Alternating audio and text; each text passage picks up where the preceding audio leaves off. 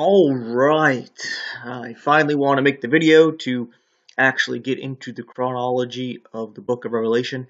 And yes, this is a very shitty looking diagram because you can't read anything. But don't worry, I actually have the paper version in front of me here, so I can take a look at it and I'm going to explain what is being said here, even though you can't really read it. But if you want to check it out for yourself and find an actual picture that you can actually see the quality of, this is from Clarence Larkin. And as you can see, the title of this chart is the Book of Revelation. So you just put in the search box there, Clarence Larkin, the Book of Revelation chart, and you'll either find a site where you'll get a good picture of this, or you'll find other images that you might find one that actually shows it better, and it might actually show it better on your phone than it does here on the laptop. But anyway, what we actually see here is the start of the book of Revelation, where it talks about the seven churches. And as you see, here's this seven candlesticks here, seven menorahs, and then we have the seven churches being mentioned here. Then, as it shows the church here, and then the dead going up into the rapture. And at this point, the seals will be opened, which I already talked about in my video about the opening statement about the potential debate with Donnie B. But for some reason, he skips the first 5 chapters of the book of Revelation, and he just starts at the 6th seal in chapter 6 of Revelation, and that's where he starts basically all his talks about Revelation. Why? Because the first 5 chapters talk about the church and the church being raptured. And he doesn't believe that, so he just kind of tosses that aside, and he starts over here and says, see at verse 6, seal 6, in chapter 6, we actually have the sun and moon darkened. Well, that means Jesus is going to return in the clouds right there, and that's where people get raptured. Right? But it's taken a huge jump, because in Matthew, where it says, immediately after the tribulation of those days, the sun and moon will be darkened, and then the Son of Man will appear in the clouds. That doesn't mean right after the sun and moon are darkened that he appears in the clouds. As we read, when the sun and moon is darkened, there's nothing about Jesus coming in the clouds. Nothing about that whatsoever mentioned after the 6th seal. Nothing about Jesus coming on the clouds at all. Nothing. Really want to really put that out there. There's nothing about that. You see, when the sun and moon is darkened, okay, end of tribulation, start of the wrath. All right, that makes sense. But you see, Jesus can return here, here, here, here, or all the way at the end in the clouds, and still be correct in Matthew where it says, after the sun and moon are darkened, Jesus returns on the clouds. Right? You're thinking that it's automatically right after one another. It's kind of like if I said, God created the heavens and the earth, and then he recreated the heavens and the earth. Well, you might take that to mean that he created the heavens and the earth, and for some reason, he redid it right afterwards. But that's not what I'm saying at all. I'm saying he created the heavens and the earth. 7,000 years went by, and then he recreated the heavens and the earth. So there I added detail in between. I had 7,000 years in between that sentence that I said of creating the earth and recreating it. Right? So when we read the sun and moon are darkened, and then Jesus will appear on the clouds, that doesn't necessarily mean right after the sun and moon are darkened, start looking because any minute Jesus is coming on the clouds. Right? As it doesn't say that's what he does right here. Well, it actually mentions him returning with the clouds in Revelation 19. That's what it actually shows, which is actually after the tribulation of those days, after the sun and moon is darkened. So it's correct. It's not a lie. It's not wrong. but he has to put that in there to make that look like the rapture, and also ignore the first 5 chapters of Revelation, which talk about the church age. You see, he understands that the seals to the return of Jesus is the 7-year period known as the 70th week of Daniel. Even Donnie admits this. Yet, right here, before this, we have a period of time, a break between the 69th week and where it ends here, and then we actually start the 70th week. There's a break in between. And he seems to kind of ignore that. Like it doesn't exist. It's not a thing. Right? And for the first 69 weeks, this church didn't exist in Daniel's 70 weeks. The first 69, there's no church. And then after the 69th week, we get the church. And then here the church is gone. And then we finish up Daniel's 70th week. That is just kind of not something he wants to talk about for some reason. I mean, he talks about how great his explanation is and how it's so smooth and comes together and it's all just chronological and makes all this sense. Yet when you poke at the holes, he doesn't patch them up. He just ignores the holes. I'm just using him as an example because I got a potential debate with him about this, so he just has to be the opposition to help understand what's going on here. So, as we see here, the church age, church is raptured, and then we actually have the first seal open where we see what he shows the white horse rider, the Antichrist going out to conquer. So at this point, we probably see him coming as the false Messiah, making peace with Israel to try to prove that he is the Messiah. And with his charisma, he's trying to unite everybody. And he reestablishes the, the unholy Roman Empire. And then we have the 6th seal. And we have a little bit of an intermission here where the 144,000 are sealed. And this is where Donnie thinks the rapture is. And the rest of this is the wrath. I don't mind seeing that this is the tribulation and then this is the wrath. Okay. But the church is raptured before the tribulation, right here. So then we have the 7th seal, which opens up for the 7 trumpets. And then we finally get to Revelation 12. And that's what we see going on here is supposed to be a woman and the beast trying to devour her child as soon as it's born. And the child is taken up. That would be this right here, rapture. Because the woman is Israel giving birth to Jesus.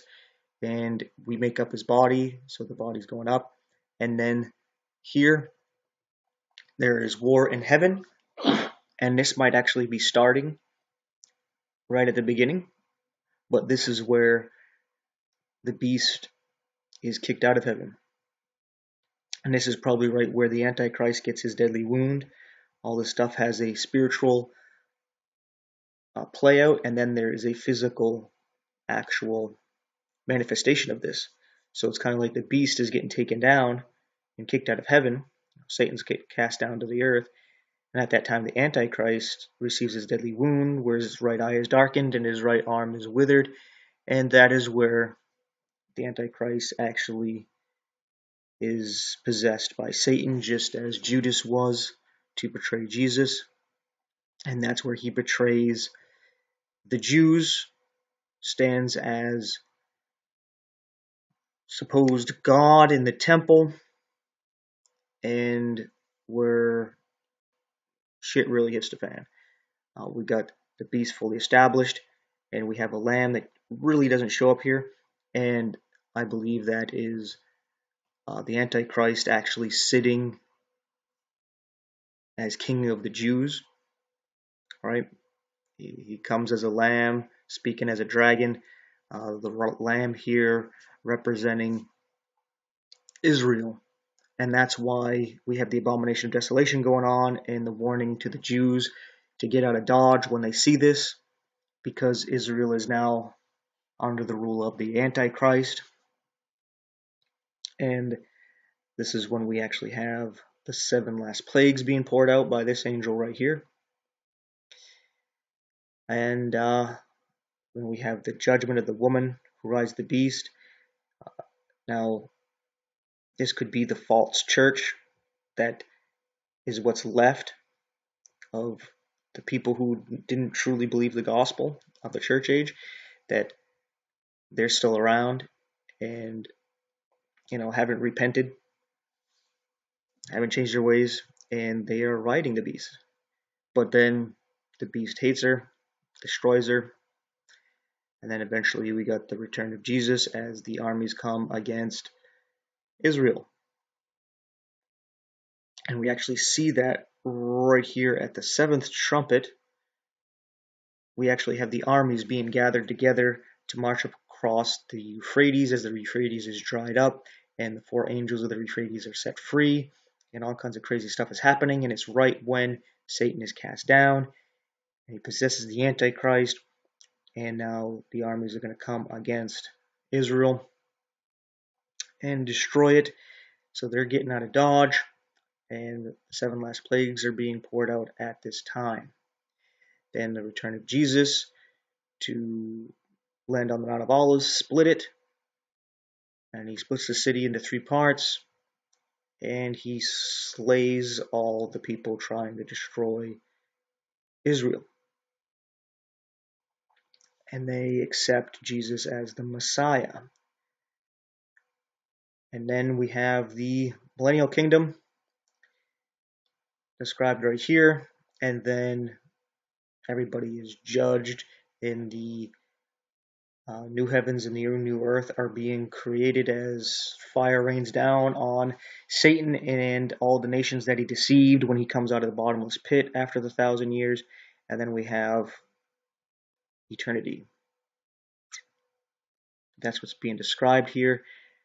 It sucks that you can't see all the detail, but like I said, look it up. Clarence Larkin, the Book of Revelation chart. And he has many others like this, where he even brings up Daniel, showing how the kingdom being set up, and finally the 10 toes. We're told in Revelation that the 10 kings give their power and authority over to the beast for an hour. So it shows how all that lines up as well. And here you can't see worth of beans, but this is supposed to be the beast that comes up out of the bottomless pit, the abyss. And then he shows how it is actually cast down here into the lake of fire later on. But this is super, super blurry on this. But yeah, on the paper chart, he shows the beast and the false prophet, and the son of perdition thrown into that lake of fire there. Just going to go over this paper chart real quick to see if there's anything else I missed.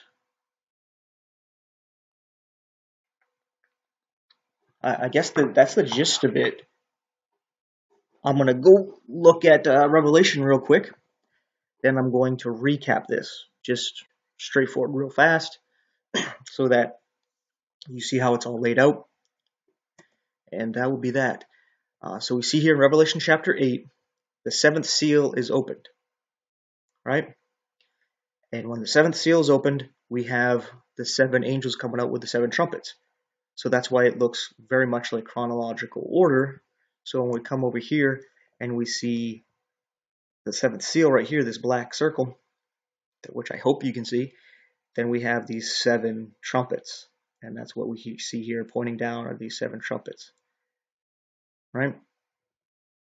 And then here we have the 6th trumpet. There's a little break Then finally we have the seventh trumpet, and this is where it sounds that the kingdoms of this world have become the kingdoms of our Lord, right? And would represent where Satan's being kicked out of heaven, finally, right?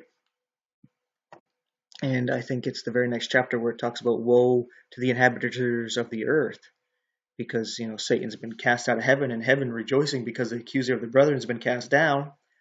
But woe to you on the earth, and it's woe because it's here that he inhabits the Antichrist, and then shit really hits the fan. Like you thought it was bad before, well, it just got worse, right? And yeah, and that's why we got this image of the beast right here. And now the thing about the mark of the beast, it's very interesting because I'm not sure exactly when it plays in. Does it play in here when the image of the beast comes up? And it's just for the last 3.5 years? I think not. I think the mark is given out pretty soon. We've already seen precursors with this C19 jab, and that's pretty much how it's played out. I've actually heard Donnie talk about the mark of the beast being forced on people. I was like, where does it say it's forced on people? It says he causes them to take it because they can't buy or sell without it. That's not forcing you to do it. That you still have a choice, right? It's like we see in the beginning where the serpent is allowed to tempt Adam and Eve. He can't force them to take the fruit of the knowledge of good and evil, but he can entice them to do so, right? And then we see right now with this C19 jibber jabber there, they're not forcing you to take it, but they're trying to, what's the word there? Not quite persuade. It's I can't think of the word. Man, right there at the tip of my tongue.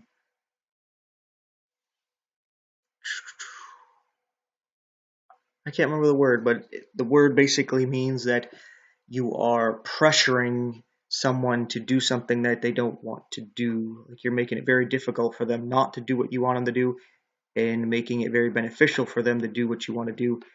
Much like somebody would do with like a guy trying to get a gal to sleep with him, right?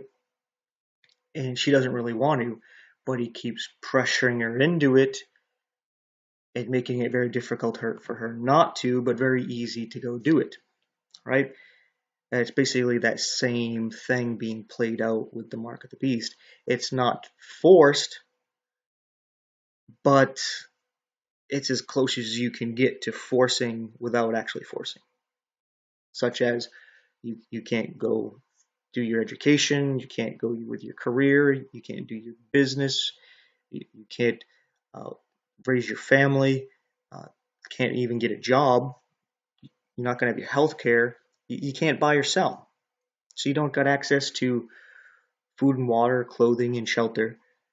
So yeah, you're not forced to take it. You can still say no, but it's making it very hard not to, and making it very easy to take it, right? So where this whole thing about you being forced to take it, no, that's nonsense, because everybody who takes it is damned, and you're not going to be damned by something you didn't choose to do. That's just ridiculous. But you have to say things like that to basically force your star peg of an idea into a circle hole of the truth, right? It doesn't fit, so you have to chisel and break and take a hammer and smash it in there so that it fits. So you have to say weird things like that. We have no demonstration in history of anybody being forced to do so, such as with Daniel in the book of Daniel, where Shadrach, Meshach, and Abednego were told to bow to worship the statue. Nobody came over and kicked their knees in and forced their head to the ground to force them to worship. No, they were like, you do it or you die. So they're like, no. So they're like, all right, you die. So they throw them in the fire, right? That's how it works. You're not forced to do it. And if they were forced to bend down and slam their head on the ground to bow in worship, that wouldn't be worship at all.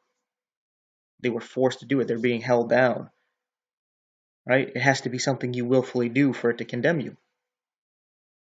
That's why Satan can't force it. That's why Satan is not locked up right now. I know some people ask that. And it's because he doesn't actually do things necessarily. He gets other people to do it.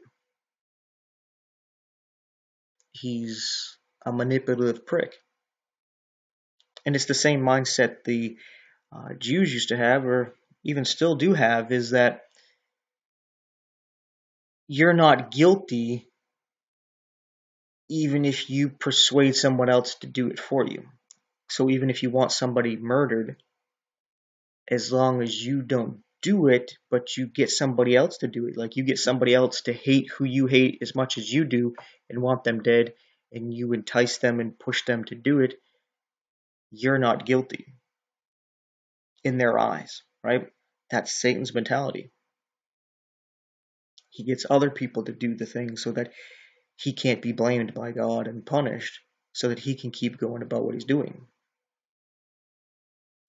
He doesn't ultimately get away with it, but that's why he's not locked up. Well, there's other angels and spirits that are chained up and in the bottomless pit and other such things. It's because they actually did things, right? So, I think I already went over that, all this. So, let's just run this through real quick, and then I'll show you this other picture and wrap this up. So, Book of Revelation, verse chapter 1 all the way 22. The first 5 chapters is the 7 churches. And then we're told about the churches going up, and they're being shown what is to come hereafter. Because this right here is the space between the 69th week and the 70th week of Daniel. This is the church age. Church age ends. Now we finish the Daniel 70 weeks, which are determined upon Daniel's people and Daniel's holy city, which is Israel, the Jews, Jerusalem.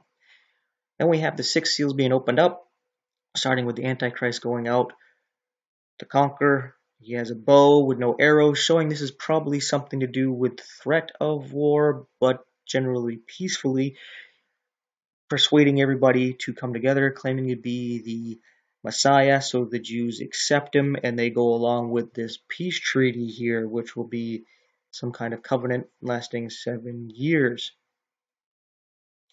And we have the sun and moon darkened here at the 6th seal, but we don't have Jesus coming back on the clouds at this point. We have the 7th seal opened up, which talks about the 7 angels with the 7 trumpets. So we see a chronological order of these events going on. Then we have a quick retelling of Israel giving birth to Jesus and the child being brought up, at which point the beast, Satan, the Antichrist, is cast out of heaven, and at this point would be the Antichrist receiving his deadly wound, where his right eye is darkened and his right arm is withered, and then possessed by the spirit of the devil, where he goes to the temple and breaks the treaty, claiming to be God, and sets up this lamb-like beast, claiming to be the king of the Jews, where Israel has to flee into the wilderness for 3.5 years. This is the final half of the Great Tribulation, the wrath of God, the 7 vials being poured out upon the earth, just like the Jews had to deal with in Egypt. And these plagues are very similar to those that were dropped on Egypt.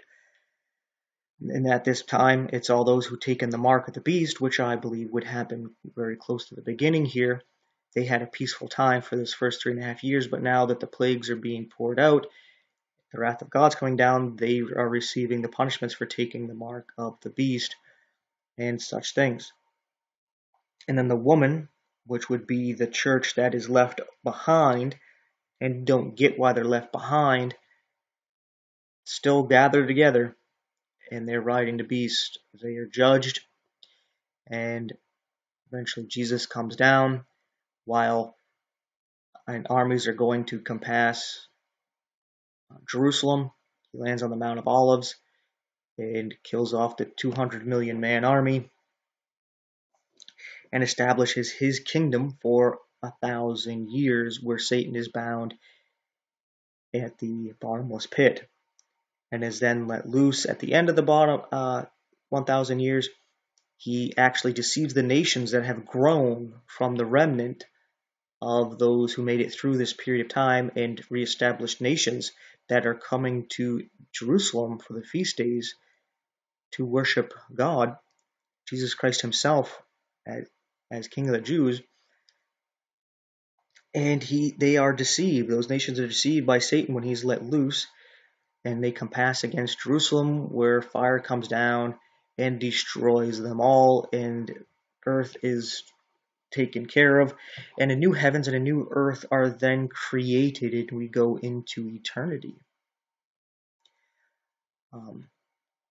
Now, this would also be at this point where everything's being destroyed, would be the great white throne judgment, right? And right here, the church returns with Jesus. Forgot to mention that. Right here at the end of the Great Tribulation, the wrath of God, Jesus comes back with the clouds, which is the armies of heaven, which is the 10,000s upon 10,000s of saints. They come down with him, and the millennial reign. Everything's destroyed. There's nothing. But you're being held up by nothing while you're judged at the white throne judgment if you have not been saved. And everybody's going to be judged by their lives. The last will be first, and the first will be last. So we will all get to see Satan judged last, and they'll all be cast down to the lake of fire, and then there'll be a new heavens and a new earth. And the eternity will then start, and that is all a mystery. We just know it's going to be fantastic. That's all we can really say. So with that being said, go check out this chart and open up Revelation and compare it and see how it lines up. It actually charts very, very well. Like I said, he also has charts where he mixes the book of Revelation with Daniel, so you can see how it all lines up, and it's pretty badass. But this one I was checking out. I'm not saying this is legitimate, but I thought this was actually interesting. Let me shrink it down a little bit. But I wanted to take a look at it because it was talking about how